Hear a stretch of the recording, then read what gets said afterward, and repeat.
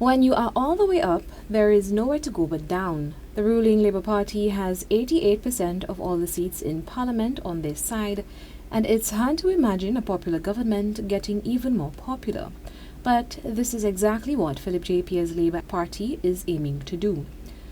What makes them think that this is even possible when there are so few historical precedents for it, not just in the Caribbean, but in the world? For Leo Clark, one of the key factors is the unique character of the leadership of Philip J. Pierre. We have to have high regard for the leadership of Philip J. Pierre as Prime Minister of Saint Lucia. I think Philip J. Pierre has set a standard that I believe is unique. Pierre's leadership has connected policy and politics with little regard for partisanship in a way that no other government before him can take credit for. Just about every demographic group, from the elderly to mature and young entrepreneurs, to workers, to children, have been touched by policy in a way that gives them and those around them a vested personal interest in the success of his government.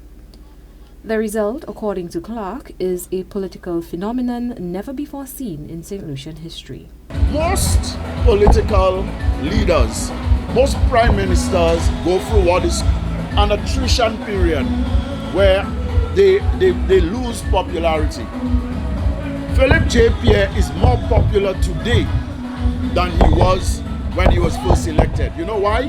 Because he has embraced what I would call the needs. He understands the needs of the people of the country and has responded to that. Other veteran political observers are seeing the 2025 political campaign mirroring the 1997 campaign, when Labour handed the United Workers' Party the single worst defeat in St. Lucian electoral history. I was around in 1987. I remember vividly what happened, and there was a 16-1, and a lot of people are doubting that this time we can ever get to that stage.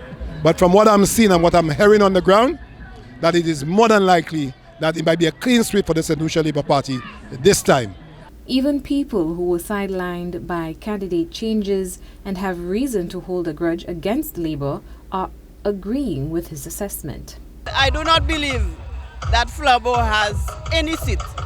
Chasney is losing, Bradley is losing, and the rest.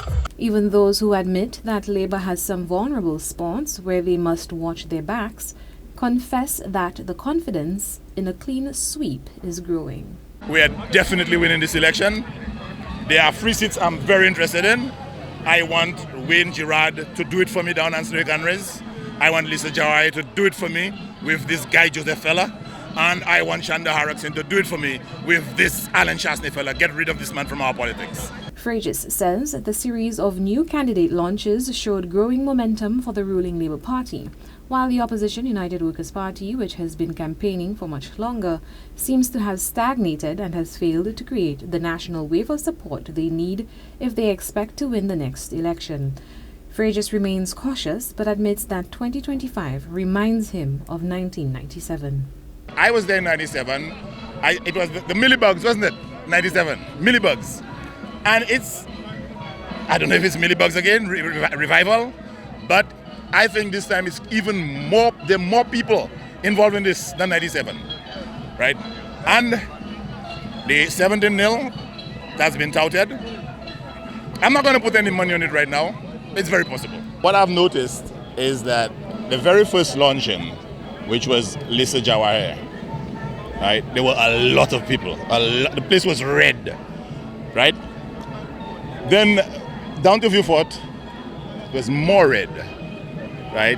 So what I see the Labour people doing is that with each succeeding launching, more people are coming. It's like they're trying to prove a point. For Choice News Now, I am Chelsea Austin.